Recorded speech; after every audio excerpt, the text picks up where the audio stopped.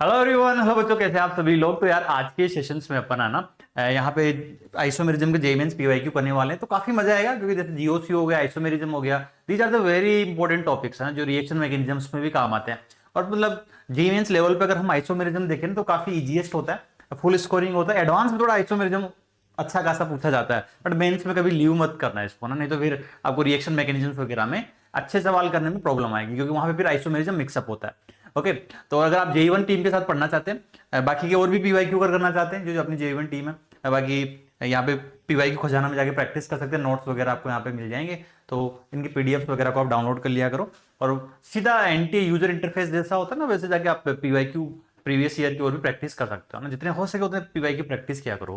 Okay, if you want to be the national topper, और अगर जेई1 team से पढ़ना चाहते हो जो वन ऑफ द मोस्ट इतना इंपॉर्टेंट रिजल्ट्स यहाँ पे प्रोड्यूस करती है, तो उस टीम से अगर आप पढ़ना चाहते हो, ओके, तो आपका ग्रेविटी बैच ऑलरेडी चल रहा है, रिवीजन बैच जहाँ पे कई सारे बच्चे हैं ना जिनके बैकलॉग्स रह जाते हैं, सब कुछ रह जाता है, उनके लिए ग्रेविटी बैच है। और जिनको रिवीजन नहीं कर पाते हैं ना, कैसे करना है कि अच्छे सवाल सोल्व करें, या हम लोगों को कोई पर ना पर्टिकुलर चैप्टर रह गया, क्विकली उसको देखे, सारे कंसेप्ट उसके समझ में आ जाए, प्रैक्टिस प्रॉब्लम हो जाए। और मेन इंपॉर्टेंट चीज है कि टेस्ट ना फुल जेएमपी भी इसके साथ ऑलरेडी फ्री है। प्रेडिक्टर पेपर जो आपकी टीम मिलके यहाँ पे बनाते हैं, इसके वीडियो सॉल्यूशंस कैसे अप्रोच किया जाता है, मल्टी है ना। और ऐसे जेएमपीपी में जैसे आपको जेईई मेंस का पेपर आता है, फिर ऐसे ही लगेगा आपको कि एक नया जेएमपीपी आप दे रहे हो एग्जाम वाले दिन, है ना। तो प्रेडिक्टर पेपर ऑलरेडी ग्रेविटी बेच के अंदर इंक्लूडेड है। तो ग्रेविटी बेच is one of the most affordable बेच, और इतना क्वालिटी बेच है, और इतनी अच्छी रैंक यहाँ पे प्रोड्यूस होती है ओके इस बैच के थ्रू। तो be the part of the gravity batch. Okay, अब देखो यार इस सवाल को अपन डिस्कस करते हैं, जैसे कि आइसोमेरिज्म का सवाल था, बेसिक स्ट्रक्चरल आइसोमेरिज्म का सवाल है।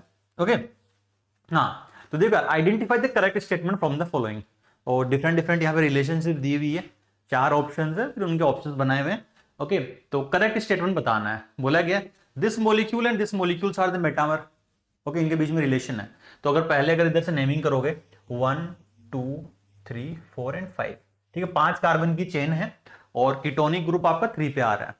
इस वाले केस में अगर हम बात करेंगे 1 2 3 4 एंड 5, है ना, ठीक है। तो यहां से अगर आप देखोगे तो कीटोन ग्रुप 2 पे आ रहा है, 5 कार्बन की चेन है, और ये पोजीशन आइसोमर भी हो गया। बट आप ध्यान से देखोगे मेटामर है क्या, मेटामर के एक ब्रीजिंग ग्रुप के आसपास ग्रुप चेंज हो रहे हो, जैसे कि ये आपका एक ब्रीजिंग ग्रुप है कीटोनिक। ओके, अगर आप ध्यान से देखोगे तो यहां से एक कार्बन है ना इस तरफ गया है, एक कार्बन इस तरफ गया, तो ये मेटामर भी हो गया। ओके, ब्रिजिंग ग्रुप के आसपास है ना, जैसे कि मैं एक ब्रिज हो गया हूं। ओके, और इधर से जैसे कि हमें ऐसे एक्सचेंज करना हो ना, जैसे इस पेन को मैंने इधर एक्सचेंज कर एक ग्रुप को इधर भेज दिया, तो उनको हम बोलते हैं मेटामर्स। ओके, ये पोजीशन भी है प्लस मेटामर भी है ना, ठीक है। तो अगर हम प्रायोरिटी की बात करें, ये आपको याद है RT FM CP है ना, इससे हम प्रायोरिटी करते हैं RTFM। ये रिंग चेन हो गया, T for tautomer, F for functional, M for metamer, C for chain, P for positional. तो P for positional, M for metamer, metamer पहले आ रहा है ना, तो ये पोजिशनल प्लस मेटामर है ना, दोनों है। ओके, तो सही स्टेटमेंट है ना, ठीक है। तो first statement is correct. Now in the second option, these are the functional isomer. Isomer में पहले तो देखो ना फॉर्मूला सेम होना चाहिए, मोलिकुलर फॉर्मूला ना। इधर देखो 1 2 3 4 कार्बन की चेन है, 1 2 3 4 है ना, साइनाइड एंड आइसोसाइनाइड है। ओके, तो this group is cyanide. Okay, cyanide group है, और दूसरा ग्रुप क्या आइसोसाइनाइड है ना, these are the different functional group. Okay, cyanide है ना, now this is the isocyanide. तो ये क्या है, डिफरेंट फंक्शनल ग्रुप है ना, डन। ओके, हाँ, तो ये पहला भी सही है, दूसरा भी सही है। थर्ड देखो, these are the positional isomer है ना, इस वाले में चेक करो कि ये पोजिशनल आइसोमर है क्या, 1 2 3 एंड 4, ये हो गया 1 2 3 4 एंड 5। अरे नहीं यार, नंबर ऑफ कार्बन एटम से डिफरेंट है ना, तो आइसोमर हुए ही नहीं। ओके, तो ये स्टेटमेंट आपका गलत हुआ। और इसमें देखो दीज आर द होमोलोगस। अब ध्यान से देखोगे तो यार ये 1 डिग्री अमाइंस है, ये 2 डिग्री अमाइंस है, तो अलग अलग फंक्शनल ग्रुप हो गए। होमोलोगस में क्या हो गया, CH2 का डिफरेंस आएगा। अगर आप इसमें ध्यान से देखोगे तो 1 2 3 4 4 कार्बन है, 1 2 3 4 5 इसमें 5 कार्बन है, बट होमोलोगस नहीं होंगे, क्योंकि ये क्या है, डिफरेंट डिफरेंट फंक्शनल ग्रुप हो गए ना। ओके, 1 डिग्री अमाइंस से 2 डिग्री अमाइंस है। अगर सिंपल चेन में ही होता तो फिर आप कह सकते थे 1 डिग्री रहता, एक कार्बन बढ़ता तो होमोलोगस बोल सकते, तो ये भी गलत है। तो ओनली पहला और ए और बी ऑप्शन ही सही है, तो यहां से आंसर आप फिलअप करोगे, C option is the right answer for this one. ठीक है, सही से पढ़ना, जल्दबाजी में नहीं, आराम से, है ना, क्योंकि यहां पे गलती कर सकते हो आप। ओके, कहीं तो आप कर दे ए बी एंड डी, है ना, ए बी डी वाला कोई ऑप्शन नहीं, ए बी सी है ना। यहाँ पे नंबर ऑफ कार्बन जरूर से काउंट किया करो, लिख के प्रैक्टिस किया करो। ओके, अब ये देखो, ये एक अच्छा पार्ट होता है, ये एक अच्छे सवाल होता है। इसमें पूछा गया total number of structural isomer possible for the substituted benzene derivative with the molecular formula C9H12। ये पहले इस तरह के सवाल जी एडवांस में पूछा करते थे, बट नाउ इट्स गुड है ना कि मेंस में भी पूछते हैं। तो बोला गया भाई कितने इसके बेंजीन डेरिवेटिव बनेंगे C9H12 के। तो देखो कार्बन और हाइड्रोजन इसका डीवी वैल्यू निकाल लो पहले तो ना, डबल बॉन्ड इक्विवेलेंट। अब जब कार्बन तो number of carbon atoms +1 minus hydrogen by 2। जब कार्बन और हाइड्रोजन का डीबी का फॉर्मूला ये होता है, कितने कार्बन एटम्स है 9, तो 9 + 1, हाइड्रोजन कितने 12/2, तो कितना होगा 10 - 6 दैट इज द 4। तो डीबी वैल्यू 4 आ रही है। अब आपको पता है बेंजीन डेरिवेटिव बोला गया है, तो बेंजीन का डीबी कितना होता है 4, तो बेंजीन डेरिवेटिव ही आपको यूज करना है। 3 तो पाई बॉन्ड हो गया, एक रिंग हो गया, तो this is the benzene derivative जिसका डीबी कितना होता है 4 होता है। अब आपको कितने कार्बन है, अब ध्यान से देखना, तो बेंजीन में तो कितने कार्बन हो गए, बेंजीन में बात करो तो 6 कार्बन तो बेंजीन में हो गए। ओके, बेंजीन में 6 कार्बन हो गए। अभी अपने 3 कार्बन की बाकी है, तो पहले तो क्या करो बाहर से बनाओ, आराम से 3 कार्बन की चेन बनाओ, 1 2 3 है ना, और प्रोपेन बाहर लगाया, फिर आप क्या करो उसमें थोड़ा वेरिएशन करो। ठीक है, तो ये 3 कार्बन की चेन है, और कोई पॉसिबल है वेरिएशन। और इसमें ध्यान से देखना है ना, स्ट्रक्चर बोला है ना उन्होंने, सिर्फ बोला स्ट्रक्चर बताओ कितना होंगे, नंबर ऑफ स्ट्रक्चरल आइसोमर है ना, ऑप्टिकल काउंट मत करना क्योंकि वैसे कायरल सेंटर है भी नहीं यहाँ पे। ओके, हाँ, तो आपने क्या किया, पहले बाहर के 3 कार्बन, फिर 2 कार्बन की चेन बनाई, मिथाइल ग्रुप लगा दिया। अब थर्ड कैसे बनाओगे, अब बाहर क्या करो, आप इथाइल ग्रुप लगाया आपने, अब रिंग के अंदर है ना, रिंग के अंदर क्या करो, मिथाइल ग्रुप लगाना शुरू करो। एक बार तो मिथाइल ग्रुप ऑर्थो पे लगाओ, है ना, ऑर्थो पे लगाओ, आपने यहां पे मिथाइल ग्रुप लगा दिया, ऑर्थो पे लगा दिया, एक बार मेटा पे लगा दिया, एक बार पेरा पे मिथाइल ग्रुप लगा दिया, 3 ये बन गए। ठीक है, 3 ये बन गए, ऑर्थो मेटा पेरा बन गया। ठीक है, आपने एक ग्रुप इथाइल लिया, बाकी मिथाइल है ना। ओके, एक बार ऑर्थो पे लगाया, एक बार मेटा पे लगाया, एक बार पेरा पे लगाया, ये इधर लगाओ क्योंकि दोनों पोजीशन सेम है ना। ओके, ऐसे ज्यादा काउंट मत कर लेना। अब क्या करना, आपने एक इथाइल मिथाइल ले लिया, ठीक है, ओके, ऑर्थो मेटा पेरा पे लगा के देख लिया। अब क्या कर सकते हो, अब तीनों ही ग्रुप मिथाइल ले लो। ओके, तो एक बार तो 1 2 3 कंटिन्यूस लगा लो, है ना। ओके, कंटिन्यूस लगा लो यहाँ पे, ये इनको इधर लगाओ इधर लगाओ, है ना, दोनों मिथाइल को। ठीक है, ये बन गया।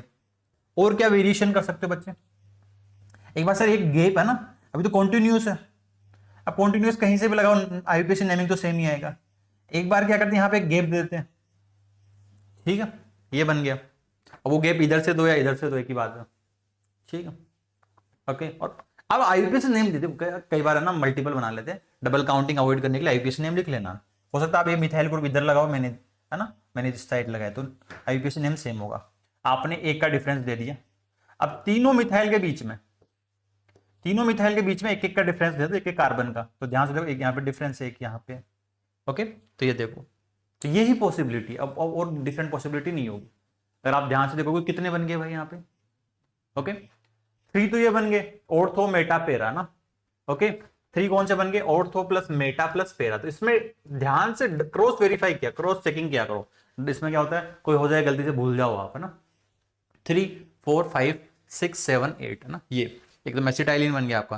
तो आंसर विल बी द 8, इसका जो आंसर हो जाएगा 8 हो जाएगा। इस तरह के सवालों का कोई भी शॉर्टकट नहीं है ना, कोई भी फॉर्मूला नहीं होता, शॉर्टकट नहीं होता। This is the pure practice. Okay, आप देखते हो ना एडवांस में भी आते हैं इस तरह के सवाल, तो प्योर प्रैक्टिस वाले सवाल है। हाँ, ये देख उन्होंने पूछा है how many different stereo isomer are possible for the given compound. हाँ, इन तरह के सवालों के लिए आप फॉर्मूला यूज कर सकते हो कि भाई कितने स्टीरियो आइसोमर। स्टीरियो आइसोमर का मतलब होता है ज्योमेट्रिकल प्लस ऑप्टिकल। ओके, अब आप ध्यान से देखोगे तो यार ये सेंटर कायरल है। Why this centre is chiral, क्योंकि इस कार्बन से 4 डिफरेंट ग्रुप जुड़े हुए, एक हाइड्रोजन है, एक मिथाइल है, एक OH है, इधर से कार्बन जुड़ा हुआ, तो दिस सेंटर इज कायरल। अब उन्होंने स्टीरियो पूछा, स्टीरियो मतलब ज्योमेट्रिकल प्लस ऑप्टिकल, और ये पाई बॉन्ड GI शो कर सकता है बिकॉज इस कार्बन पे दोनों ग्रुप डिफरेंट है, एक हाइड्रोजन एक मिथाइल है, यहाँ पे हाइड्रोजन एक डिफरेंट ग्रुप है, तो यहां से GI शो हो सकता है। तो इसमें डायरेक्टली एक तो फॉर्मूला लगा सकते हैं, स्टीरियो आइसोमर अगर मॉलिक्यूल में किसी भी तरह की सिमेट्री है तो 2 की पावर n, n कितना हो गया स्टीरियोजेनिक सेंटर, कि जहां पे आइसोमेरिज्म शो हो सकता है, एक तो यहां पे और एक पाई बॉन्ड के अराउंड 2 की पावर 2 4 हो सकता है, 4 है ना, तो 4 is answer for this one. मैं बताऊं क्या होगा, 4 कैसे बनेंगे। अगर आपने इस OH को ना डेज पे लगा लिया, यहाँ पे 2 पॉसिबिलिटी है, डेज एंड वेज है ना, मतलब कहने का मतलब है दो पॉसिबिलिटी है कि आर और एस बन सकता है।